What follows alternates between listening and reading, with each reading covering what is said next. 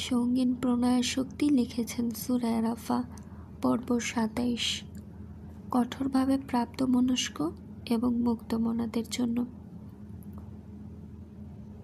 দিনের দ্বিপ্রহর চলমান, অথচ বাইরে ঝুম বর্ষণ।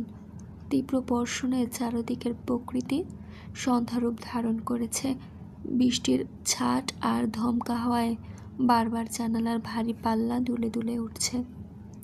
খানিক বাদে বাদে বৈদ্যুতিক ঝলকানি আর বাজ পড়ার প্রকাণ্ড আওয়াজে শরীরের লোমকূপ দাঁড়িয়ে যাওয়ার উপক্রম।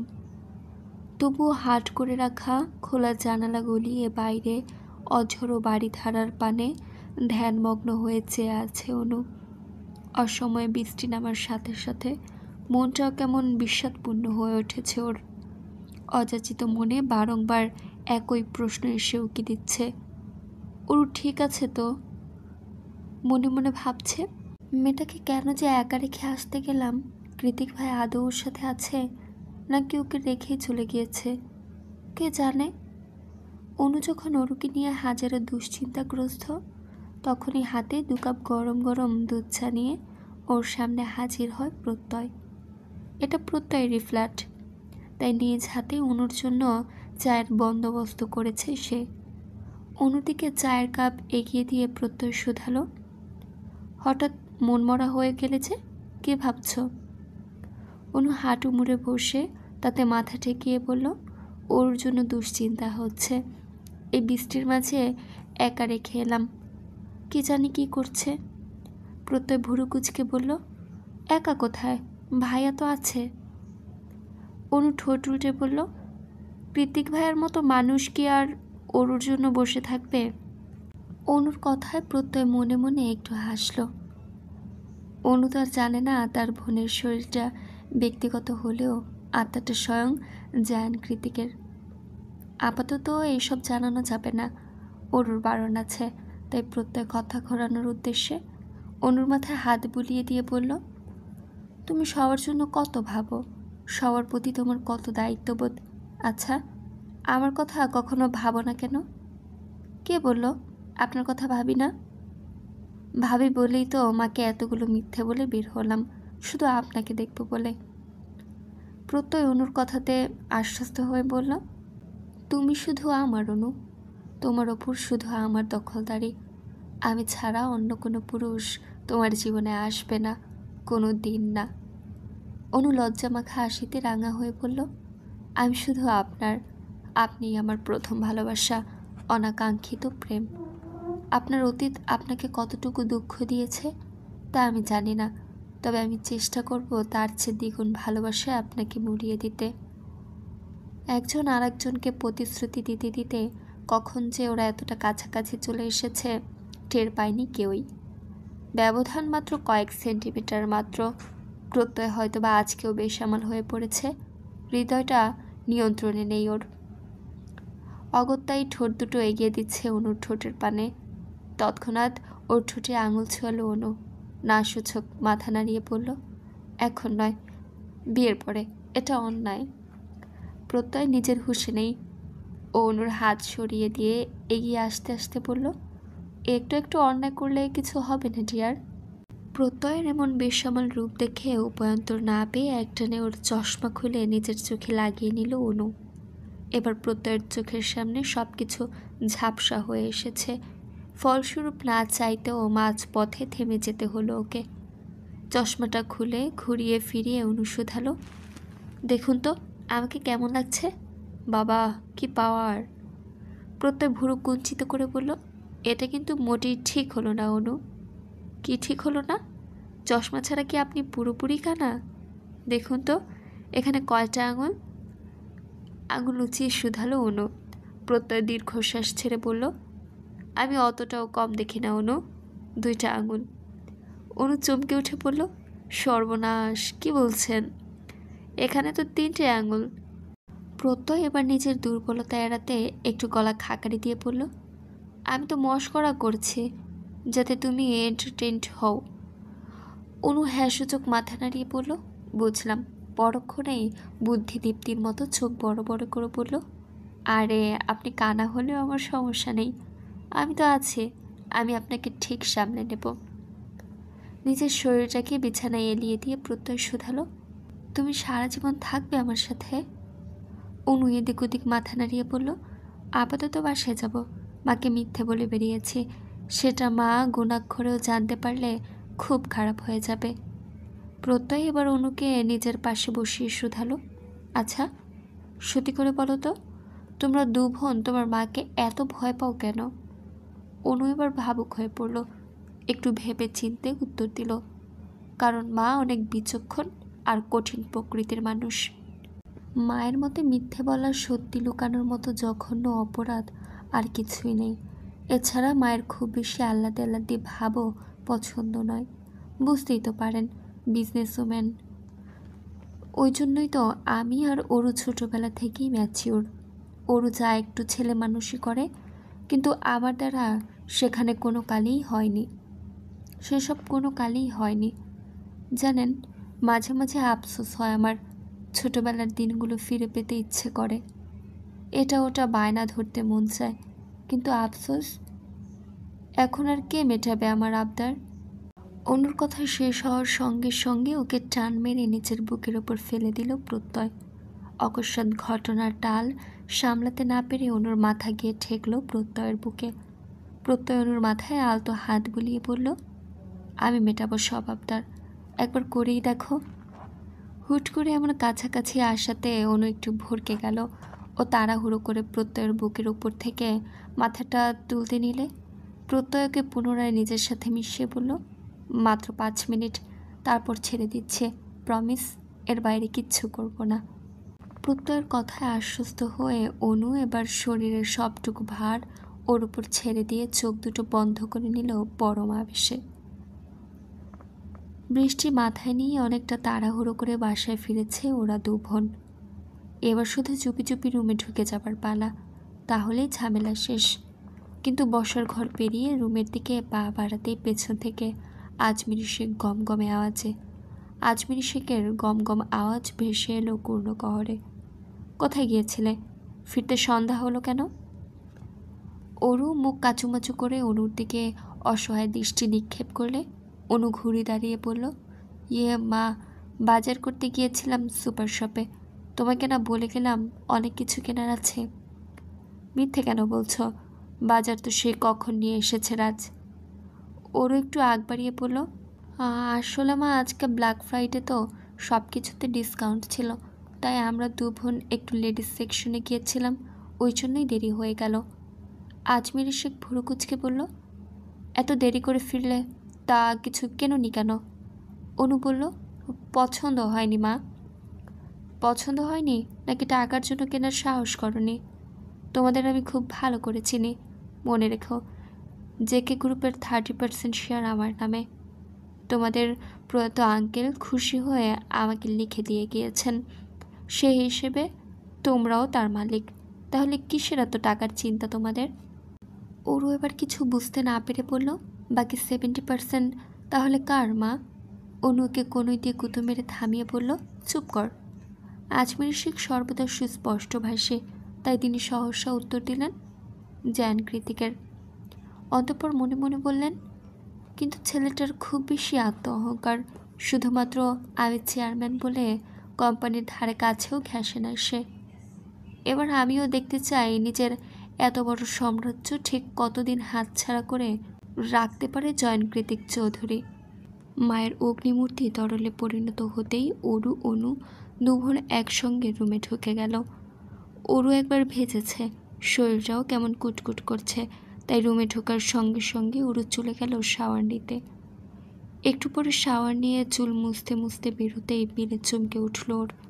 দেখল অনু একটা ঝিকের পাতা নিয়ে নাড়াচাড়া করছে, সেটা থাইল্যান্ডে বসে কৃতিক দিয়েছিল অরুকে বিয়ের দেনমোহর স্বরূপ। কিন্তু সেটা নিয়ে আপা কী করছে?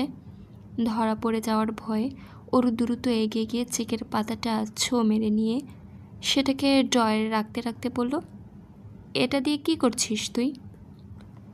অনু ঠোঁট উল্টে বলল, তোর জামা কাপড় গোছাতে গিয়ে আলমারিতে পেলাম, কৃতিক ভাইয়ার নাম মনে হলো। উনি তোকে চেক কেন দিয়েছেন? অরু জিভ দিয়ে ঠোঁট বিছিয়ে বলল, আরে ভার্সিটির সেমিস্টার ফি দিয়েছিলেন। কিন্তু আমি বোকার মতো সেটা ঘরে তুলে রেখেছি, জমা দিতে ভুলেই গিয়েছিলাম। ওর কথা পুরোপুরি বিশ্বাসযোগ্য হলো না অনুর, কারণ চেকের অ্যাকাউন্ট বেশ বড় ছিল। তবে ও পুনরায় কিছু জিজ্ঞাসা করার সুযোগ পেল না। তার আগেই চোখ গিয়ে ঠেকলো ওর ঘাড়ের কাছে রক্তিম হয়ে যাওয়া কালচে বেগুনি দাগের ওপর। দেখে মনে হচ্ছে কেউ বাইট করেছে। অনু সহসা এগিয়ে গিয়ে ওর গলায় হাত দিয়ে উদ্বিগ্ন হয়ে পড়ল। গলায় কি হয়েছে তোর? কে কামড় দিয়েছে? অনুর কথায় ওর দ্রুত গিয়ে আয়নার সামনে দাঁড়ালো। দেখলো গলা আর ঘাড়ের মাঝ বরাবর ছোপ ছোপ কালচে দাগ। তৎক্ষণাৎ মনে পড়ে গেল দাগগুলোর আসল উৎস, বিকেলের সেই বিশ্বমাল অনুভূতি, কৃতিকের ঘোর লাগা চাহনি, আর তারপর হুট করেই অনেকটা কাছাকাছি আসা। এখন এসব মনে পড়তে কান দুটো কেন গরম হয়ে উঠেছে অরুর। কি হলো, কিছু বল, কি করে ব্যথা পেয়েছিস? অনুর কথায় অরু থতমত খেয়ে বলল, কি বলতো আপা, তখন অনেক বৃষ্টি হলো না, সে বৃষ্টির মাঝে একটা বড়সড় পোকা কোথা থেকে যেন উড়ে এসে কামড় বসিয়ে দিল। আমি টের পাইনি, এখন দেখছি এমন লাল বর্ণ হয়ে গেছে। অনু অরুর গলায় হাত বুলিয়ে অসহায় সুরে বলল, কি পোকা কামড়ালো বলতো? পাছে না আবার ইনফেকশন হয়ে যায়। আয় তো, একটু মলম লাগিয়ে দেই। অরু হ্যাঁ না কিছুই বলতে পারল না। চুপচাপ বসে বসে দেখতে লাগলো তার আপা তার স্বামীর তৈরি করা প্রথম ভালোবাসার চিহ্নতে কি সুন্দর করে মলম লাগিয়ে দিচ্ছে। ব্যস্ততম দিনকে হটিয়ে সন্ধ্যা নেমেছে সমগ্র ধরণী জুড়ে। সারা বিকেল ঝুম বর্ষণের ফলস্বরূপ এখন ইকো পার্কটা পুরোপুরি খালি পড়ে আছে। আশেপাশে মানুষ তো দূরে থাক, একটা কাক পক্ষীও নজরে আসছে না। ইকো পার্কের সরু রাস্তায় ম্যাপল পাতার ছড়াছড়ি, তকতকে সুন্দর সারি সারি বেঞ্চিগুলো ভিজে চুপচুপে হয়ে আছে বৃষ্টির পানিতে। সন্ধ্যাবেলা একটুখানি একা একা হাঁটবে বলেই ঝিরে ঝিরে বৃষ্টির মাঝে ট্রাকস্যুট পরে বের হয়েছে এলিসা। সাথে আর কেউ নেই। ওর অবশ্য একা থাকতেই ভালো লাগে, ওর জন্যই তো এই নির্জন ইকো পার্কে হাঁটতে আসা। কিন্তু হাঁটতে হাঁটতে কিছু দূর যেতেই ঘটল বিপত্তি। চোখের সামনে দৃশ্যমান হলো এক সুপরিচিত মুখ। ছাতা হাতে দাঁড়িয়ে একটা অল্প বয়স্কা মেয়ের সাথে কে যেন কথায় মশগুল হয়ে আছে অর্ণব। কিন্তু এমন নির্জন নিরিবিলি পরিবেশে কি এমন গুরুত্বপূর্ণ কথা বলছে ওরা দুজন? আর মেয়েটাই বা কে? ভাবনায় পড়ে গেল এলিসা। ওদিকে অর্ণব কথা বলায় এতটাই ব্যস্ত যে ওর পেছনে সে কখন থেকে এলিসা দাঁড়িয়েছে ও সেটা টেরই পায়নি। এলিসা বরাবরই অর্ণবের কাছ থেকে সবচেয়ে বেশি গুরুত্ব পেয়ে অভ্যস্ত, তাই হঠাৎ এমন অগ্রাহ্য ব্যাপারটা সহ্য হলো না ওর। উল্টে বিরক্ত লাগতে শুরু করলো প্রচণ্ড রকম। এলিসা কিছু একটা ভেবেই এগিয়ে এসে পেছন দিক থেকে অর্ণবের বাহুতে জোরে জোরে হাত দিয়ে ঠোকা দিল। অর্ণব পেছনে ঘুরে আচমকে এলিসাকে দেখে অবাক হয়ে বলল, এলিসা, তুই এখানে? পরক্ষণেই সামনের মেয়েটার দিকে এক নজর পরখ করে এলিসাকে নিয়ে একটু দূরে গিয়ে দাঁড়িয়ে অর্ণব শুধালো, তুই এখানে কি করছিস একা একা? অর্ণবের কথায় বিন্দুমাত্র তোয়াক্কা না করে এলিসা বিরক্তি নিয়ে বলল, মেয়েটা কে অর্ণব? অর্ণব পেছনে ঘুরে মেয়েটাকে এক নজর পরখ করে চোখ ঘুরিয়ে এলিসার দিকে তাকিয়ে বলল, আছে, বলা যাবে না। সঙ্গে সঙ্গে অর্ণবের কলার খামচে ধরল এলিসা। দাঁতে দাঁত চেপে বলল, তুই আমার সাথে মজা করছিস? এলিসার এই হঠাৎ রেগে যাওয়াটা অর্ণবের ভালোই লাগলো। ও এলিসার রাগে আর একটু ঘি ঢেলে দিয়ে বলল, মজা কেন করব? সব সিক্রেট কি আর সবাইকে বলা যায়? প্রাইভেসি বলেও তো একটা ব্যাপার আছে। এত বড় মেয়ে হয়েছিস, বুঝিস না সেটা? মেয়েটা কে অর্ণব? অর্ণব ভাবলেশহীন হয়ে বলল, হবে আমার লাইফের ইম্পর্টেন্ট কেউ। তুই এত রিয়েক্ট কেন করছিস? এলিসা এবার অর্ণবের কলার ছেড়ে দিয়ে বলল, খুব ইম্পর্ট্যান্ট কেউ, তাই না? হ্যাঁ, খুবই ইম্পর্ট্যান্ট। অর্ণব কথাটা বলেছে ঠিকই, কিন্তু এর পরবর্তীতে এলিসার এমন পদক্ষেপ মোটেও কল্পনা করেনিও। অর্ণব দেখল রাস্তার পাশ থেকে একটা বড় সড়ো ইটের টুকরো কুড়িয়ে নিয়ে রেগে মেগে মেয়েটার দিকে এগিয়ে যাচ্ছে এলিসা। এলিসার এমন রণমূর্তি দেখে অজ্ঞাত মেয়েটা নিজেও ভয় পেয়ে গিয়েছে। এই পাগলির হাতে নিজের গায়ে আঘাতপ্রাপ্ত হওয়ার আগে আটকে উঠে সহসা ছুট লাগালো মেয়েটা। এলিসাও দমে যাওয়ার পাত্রী নয়, ও নিজেও সমান তালে ছুটতে লাগলো মেয়েটার পিছু পিছু।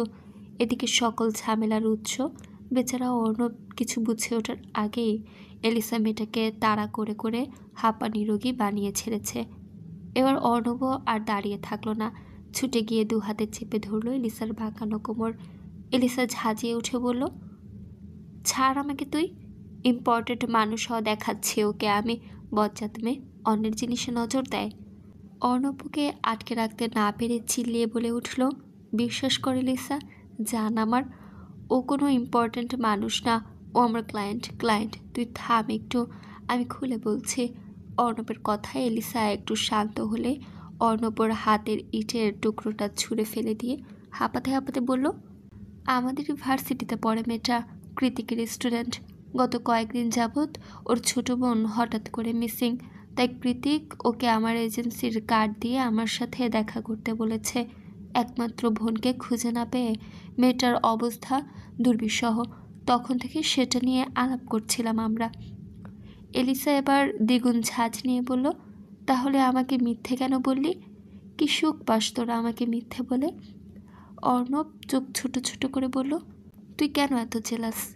আর একটু আগে আমার জিনিস করে চেঁচিয়ে কি যেন বললি? আমি কিন্তু শুনেছি। এলিসা ঘাড় ঘুরিয়ে অন্যদিকে চলে যেতে যেতে বলল, তোর সাথে আর কথা নেই, অযথা কষ্ট দিস আমাকে। এলিসা হনহনিয়ে হাঁটছে, চোখ দুটো না চাইতেও বেইমানি করছে ওর সাথে। বারবার জলে ভিজে ঝাপসা হয়ে আসছে সামনের সব দৃশ্যপট। গলার মধ্যে দলা পাকিয়ে আছে একরাশ না পাওয়ার কষ্ট। অথচ আজ অর্ণব ওকে বোকা বানালো, ওর ইমোশন নিয়ে খেললো। তবে বেশিক্ষণ হেঁটে এগিয়ে যেতে পারলো না এলিসা, তার আগেই ওকে পেছন থেকে চাপটে ধরলো অর্ণব। পনি ঠিক করা চুলের মাঝে হাজারটা চুমু খেতে খেতে বলল, আই এম সরি, আর কখনো এমন হবে না, আই এম সরি, সত্যিই সরি। তুই যে আমার জন্য কিছু ফিল করিস সেটা আমার অজানাই ছিল, বুঝতেই পারিনি। এলিসা এবার ঘুরে সপাটে চর বসিয়ে দিল অর্ণবের গালে। অন্তঃপর কাঁদতে কাঁদতে মুখ খুলে বলল, কেন বুঝিসনি? তোকে আমি গ্রহণ করিনি ঠিকই, কিন্তু দূরেও তো ঠেলে দেইনি কখনো। তোর এত এত পাগলামি বাচ্চামি সব কিছু সহ্য করে এসেছে। তোর কি মনে হয় সেটা কেবলই তোর কথা ভেবে সিম্পেথি দেখিয়েছি আমি এতটাও ভালো মেয়ে নই অর্ণব। তোর করা প্রত্যেকটা পাগলামিতে আমি সুখ পাই, আনন্দে পুলকিত হই। তাই তো কখনো তোকে বারণ করিনি। কেন বুঝতে পারলি না বল? তুই না ডিটেকটিভ, হ্যাকার, তাহলে এইটুকু তোর মাথায় ঢুকলো না কেন? এলিসার এক নাগারে করা অভিযোগের বহরে হুট করে ইতি ঘটালো অর্ণব, ওর নরম অধর যুগলকে নিজের দখলে নিয়ে। এর আগে কি অর্ণব এলিসাকে চুমু খায়নি? খেয়েছে তো, জোর জবরদস্তি করে বহুবার, কিন্তু আজ একটু বেশি আবেগ নিয়ে স্পর্শ করছে অর্ণব। সেই স্পর্শে শুধুই আন্তরিকতা আর ভালোবাসার ছড়াছড়ি। অর্ণবের কাতর স্পর্শে এতক্ষণে এলিসা ও কুপকাত, শেষমেশে অর্ণবের অসহনীয় ভালোবাসার কাছে হেরে গিয়েও নিজেও ঠোঁট মেলালো অর্ণবের সাথে, তালে তাল মিলিয়ে মত্ত হলো এক নিদারুণ ঠোঁটের খেলায়। ক্লাস আর প্রেজেন্টেশন আছে বলে আজ সকাল সকাল ভার্সিটি এসেছিল ওরও, কিন্তু সকাল সকাল এসে এই যে গালের ওপর এমন শক্ত চপটাকা থামলে পড়বে সেটা বোধহয় আশা করেনি ও। এই মুহূর্তে চর খাওয়া গালে হাত দিয়ে টলটলে চোখে কৃতিকের দিকে তাকিয়ে নাক টানছে ওরও। মনে মনে ভাবছে, এটা স্বামী না গিরগিচি, ক্ষণে ক্ষণে রূপ বদলায়। কালই তো কত আদর দেখালো, আর এখন চর মারলো। অরুর কাদো কাদো বিভৎস মুখের দিকে অগ্নিদৃষ্টিতে তাকিয়ে আছে কৃতিক। রাগের তোপে তীক্ষ্ণ চোয়ালটা আরও শক্ত লাগছে ওর। জিদের তোপে ইচ্ছে তো করছে ওর আরেকটা গালে ওর সপাটে চর মেরে দিতে, তাহলে আবার বেশি ব্যথা পাবে। তাই নিজেকে সংবরণ করে হাত দুটো মুষ্টিবদ্ধ করে রেখেছে কৃতিক। তবে দু চোখের অগ্নিশিখা দ্বারাই আপাতত ভস্ম করে দিচ্ছে অরুর চিত্তকে। দোষটা অবশ্য অরুরই, অযথাই বাঘের কানে শুশুরে দিলে বাঘকে বসে থাকবে? খানিকক্ষণ অরুর দিকে এভাবে তাকিয়ে থেকে দাঁতে দাঁত পিষে কৃতিক ধারালো কণ্ঠে বলল, ফার্দার যদি এমন বোকামি করতে আসিস তাহলে অন্য গালটাতেও থাপড়িয়ে রক্ত জমাট বাঁধিয়ে দেব। কথা শেষ করে হনহনিয়ে ক্লাসরুমে ঢুকে যায় কৃতিক। ওদিকে কৃতিকের কথায় কলিজার পানি শুকিয়ে গিয়েছে অরুর। মনে মনে ভাবছে, আমি আসলেই ওনার বউ তো? কবুল তো বলেছিলেন, রেজিস্টার পেপারের সাইনও করেছিলেন, তাহলে কিভাবে ভরা ক্যাম্পাসে আমার গালে হাত তুললেন উনি? ওর ভাবনার ছেদ ঘটিয়ে শাইনি এগিয়ে এসে মুখ কাচুমাচু করে বলল, তুমি ঠিক আছো অরু? অরু নাক টেনে বলল, সব তোমার জন্য। আমি বলেছিলাম উনি এত সহজ নয়, ওনাকে এসব লেটার ফেটার দিতে গেলে উনি রেগে যাবে। শাইনি মাথা নত করে অসহায় সুরে বলল, আই এম সরি অরু, তুমি তো ওনার বোন হও, তাই তোমার হাত দিয়ে পাঠাতে চেয়েছিলাম, কিন্তু আমি স্বপ্নেও ভাবিনি উনি এতটা রেগে যাবে যে রেগে মেগে তোমাকে চড় মেরে বসবেন। অরু আর শাইনির সাথে কথা বাড়ালো না। এই মুহূর্তে শাইনির দিকে তাকাতেও ইচ্ছে করছে না। ওর অজ্ঞাতই চুপচাপ ক্লাসে ঢুকে গেল অরু। কৃতিক ক্লাসেই ছিল। অরু পেছনের দরজা দিয়ে ঢুকে চুপচাপ বসে পড়ল সবচেয়ে পেছনের সিটে। মন থেকে কিছুতেই সরাতে পারছে না একটু আগের ঘটে যাওয়া অনাকাঙ্ক্ষিত ঘটনাকে। নিজের কাজে নিজেই লজ্জিত হয়ে পড়েছে ও এখন। বারংবার মনে হচ্ছে কেন যে করতে গেল এমন পাকনামি। দোষ অবশ্য শাইনিরও কম নয়। যেদিন থেকে শুনেছে অরু কৃতিকের স্টেপ সিস্টার, সেদিন থেকে ননদিনী ডাকা শুরু করে দিয়েছে ওকে। ভার্সিটিতে ঢুকলেই শুরু হয় ওর প্রশ্ন উত্তর পর্ব। জেকে স্যার কোথায় যায়, কী খায়, কী করে, সব কিছুর পাই টু পাই খোঁজ নিয়ে তবেই ক্ষান্ত হয় শাইনি। বলতে না চাইলে অরুর সাথে কেমন পরপর আচরণ করে সে। উপায়ন্তর না পেয়ে একমাত্র বাঙালি বান্ধবীর মন রক্ষার জন্য অরু সব কিছুর সাপ স্পষ্ট জবাব দেয়। কিন্তু আজকে শাইনি একটু বেশি করে ফেলেছে। অরুর হাতে রঙিন খামে মোড়ানো বাঁধা চিঠি ধরিয়ে দিয়ে বলেছে কৃতিককে দিয়ে আসতে। বলেছে একেবারে ঠেলে কৃতিকের সামনে পাঠিয়ে দিয়েছে। গতকাল কৃতিকের নরম সরম রূপ দেখে অরু ভেবেছিল একটা চিঠি তো, কি আর বলবে কৃতিক, দিয়ে দিলেই তো কাহিনী খতম, ওদিকে বান্ধবীর মন রক্ষাও রয়ে যাবে।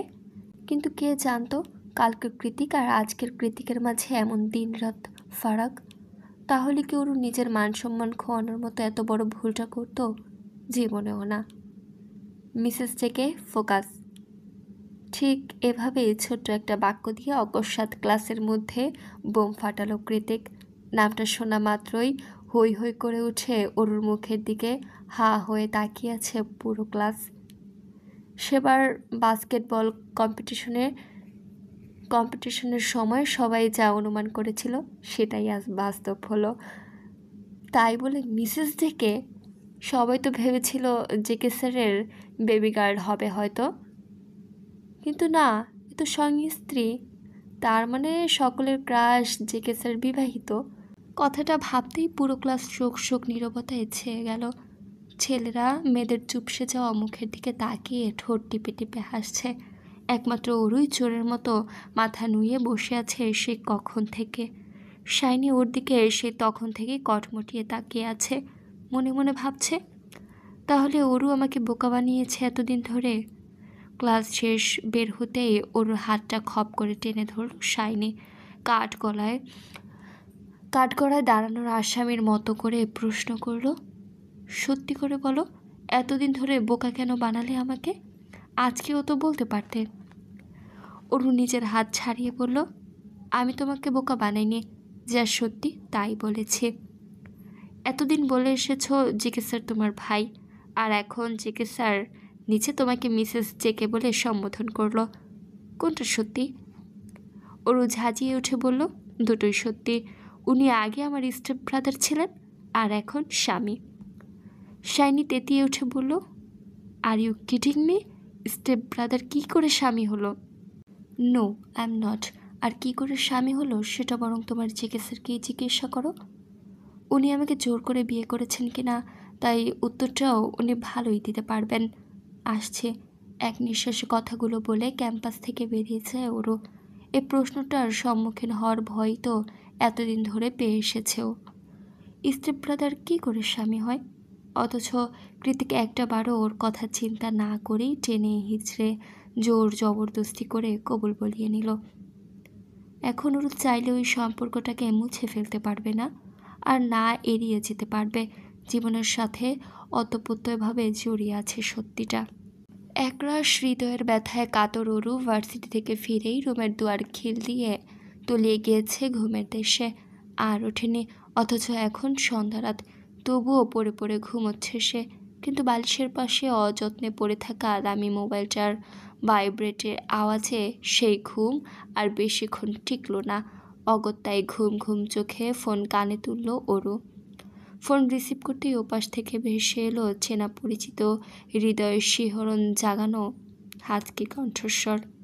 আমার ঘুম পড়ি, বারান্দায় এসো। কৃতিকের মুখে তুমি শব্দটা শোনা মাত্রই এক লাফে উঠে বসলো অরু। মনে মনে ভাবল, আমি স্বপ্ন দেখছি না তো? উনি তো কখনোই আমাকে এত আদুরে গলায় ডাকেন না, তাহলে আজ হঠাৎ? অরু চুপ হয়ে আছে দেখে কৃতিক পুনরায় বলল, কিরে বারান্দায়? ডাকছে, কথা কানে যাচ্ছে না? কৃতিকের কথায় অরু তেতিয়ে উঠে বলল, পারবো না, সকালে আমাকে মেরেছেন মনে নেই? গালটা এখনও চলছে। মার খাওয়ার মতো কাজ করলে আবার মারব, তারপর আবার আদর করব। এখন জলদি বারান্দায় আয়, তোকে দেখব। ওর মুখ ফুলিয়ে বলল, যাব না বলছি তো। কৃতিক গলার আওয়াজ খানিকটা নরম করে বলল, একবার এসে দেখ, তোর জন্য সারপ্রাইজ এনেছি। সারপ্রাইজের কথা শুনে অরু আর অপেক্ষা করতে পারল না। ছুটে চলে গেল বারান্দায়। দেখলো আজ বাইক নয়, কালো মার্সিডিজের ডিকিতে হেলান দিয়ে দাঁড়িয়ে আছে কৃতিক। ওর কোলের মাঝে ঘাপটি মেরে বসে আছে ছোট্ট ডোরা। ডোরাকে দেখা মাত্রই অরুর মুখ আপনা আপনি হা হয়ে গেল। দুহাতে চলে গেল মুখের ওপর। শুকনো মুখটা মুহূর্তেই প্রসারিত হয়ে গেল খুশিতে। তারপর উচ্ছ্বসিত কণ্ঠে অরু বলল, ডোরা, আসছে, আপনি দাঁড়ান, আমি এক্ষুনি আসছি। কয়েক মিনিটের মাথাতেই 3 তলার সিঁড়ি ভেঙে নিচে নেমে এলো অরু। ওর পরনে কৃতিকের কিনে দেয়া পাজামা সেট, চুলগুলো মিসি বেনি করা, উপরে তুলে বাঁধা। যেভাবে ঘুমিয়েছিল সেভাবেই নেমে এসেছে আজ। নিচে নেমে কাল বিলম্ব না করে অরু দৌড়ে গিয়ে কৃতিকের কোল থেকে ডোরাকে তুলে নিল নিচের কোলে। কৃতিক অবাক হয়ে বলল, আজ এত তাড়াতাড়ি বের হলি কি করে? অরু ডোরাকে আদর করতে করতে বলল, মা রাপা বাসায় নেই, হসপিটালে গিয়েছে, ফিরতে রাত হবে। কৃতিক ডোরার থেকে নজর সরিয়ে বলল, আগামীকাল আমরা পাহাড়ে যাব সবাই মিলে। এলিসাকে সারপ্রাইজ দেওয়ার প্ল্যান আছে। কাল সকাল সকাল বাসায় ম্যানেজ করে বের হবি। অরু কৃতিকের পানে সহযোগিত দৃষ্টি নিক্ষেপ করে বলল, মা জানলে মেরে ফেলবে, তাছাড়া আপনাদের মাঝে আমি গিয়ে কী করব? আমি বলেছি তাই যাবি। অরু অসহায় মুখে বলল, একদিনে কি বলে ম্যানেজ করব আমি? পারবো না, আপনি বরং গিয়ে ঘুরে আসুন। কৃতিক একটা দীর্ঘশ্বাস ছেড়ে অরুর হাতটা শক্ত করে চেপে ধরে কর্কশ আওয়াজে বলল, ওকে ফাইন, চল তাহলে। অরু কৃতিকের হাত টেনে ধরে ব্যতিগ্রস্ত হয়ে শুধালো, এ কি, কোথায় যাব? কৃতিক নিজের চোয়াল শক্ত করে বলল, যেহেতু তুই আমার বউ, সো তুই এখন থেকে আমার সাথেই থাকবি, দেখি কে আটকায়। অরু বড়সড় একটা ঠোক গিলে কৃতিককে থামিয়ে দিয়ে বলল, শুনুন না একটু, মা কেবল একটু সুস্থ হয়েছে, এই মুহূর্তে মা এত বড় শখ নিতে পারবে না। সব কিছু জানাজানি হয়ে গেলে কেলেঙ্কারি হয়ে যাবে। এমন করবেন না প্লিজ, আপনি যা বলবেন আমি তাই করব, তবু এমন পাগলামি করবেন না, কথা দিন। কৃতিক পুনরায় গাড়ির ডিকিতে বসে বলল, ওকে ফাইন, কাঁদতে হবে না, জোর করব না তোকে, তবে কালকের কথাটা যাতে মাথায় থাকে। অরু হ্যাঁ সূচক মাথা নাড়িয়ে সায় জানালে কৃতিক কিছু একটা ভেবে অরুকে টেনে এনে নিজের অরুর উপর বসিয়ে দিয়ে ওর কাঁধে চিবুক ঠেকিয়ে বলল, এখনও রেগে আছিস আমার ওপর? অরু নাক ফুলিয়ে বলল, আমার রাগ দিয়ে কি আসে যায়? আপনি তো আমাকে সারাক্ষণই মারেন। আদর করি না বুঝি? অরু নিশ্চুপ। কৃতিক অরুর গালে হাত দিয়ে স্পর্শ করে বুঝতে পারল সেখানে এখনও 5 আঙুলের ছাপ পড়ে আছে। ও জায়গাটাতে হাত বুলাতে বুলাতে বলল, তোর শরীরে আমার করা দাগগুলো মারাত্মক লাগে। অরু শুকনো ঢোক গিলে বলল, তাই বলে এভাবে ব্যথা দিবেন? কৃতিক তীর্যক হেসে বলল, ভবিষ্যতে আরও বেশি ব্যথা দেব, অভ্যাস করে নে। অরু বুঝতে পারল কৃতিকের কথার ধরন কেমন হুট করে পাল্টে গিয়েছে। স্পর্শে তার তীব্র কাতরতা, গলার আওয়াজে লেগে আছে একরাশ মাদকতা। নিজ মনের অযাচিত চিন্তাগুলোকে পেছনে হটিয়ে দিয়ে অরু ডোরাকে শক্ত করে চেপে ধরে চুপচাপ হয়ে আছে। কৃতিক অরুর গালে নিজের গালটা আলতো স্পর্শে ঘষে দিয়ে বলল, আমি ব্যথা দিয়েছি, আবার আমি আদর করে দিলাম। হার্টবিট? হার্টবিট মানে হৃদয় স্পন্দন, যা না থাকলে মানুষ মারা যায়। কৃতিক ওর গালের সাথে গাল মিশিয়ে বলল, তুই আমার কাছে তার চেয়েও বেশি। কৃতিকের হঠাৎ করা উষ্ণ স্পর্শে কেঁপে উঠেছে অরুর ছোট্ট শরীর। সেই সাথে মিলিয়ে গিয়েছে মস্তিষ্কের চওড়া হওয়া রাগের স্ফুলিঙ্গ। পুরুষালী স্পর্শ পেয়ে অরু নিজেও খানিকটা কুঁকড়ে গেল। গলায় দীর্ঘশ্বাস আটকে রেখে কম্পিত কণ্ঠে বলল, আপনাকে আমি বুঝতে পারি না কিছুতেই। নিজের বলিষ্ঠ দু হাতে অরুর লতানো কোমরটাকে জড়িয়ে ধরে অরুর গলায় মুখ ডোবাতে ডোবাতে কৃতিক বলল, পুরোপুরি আমার হয়ে যা, ঠিক বুঝতে পারবি।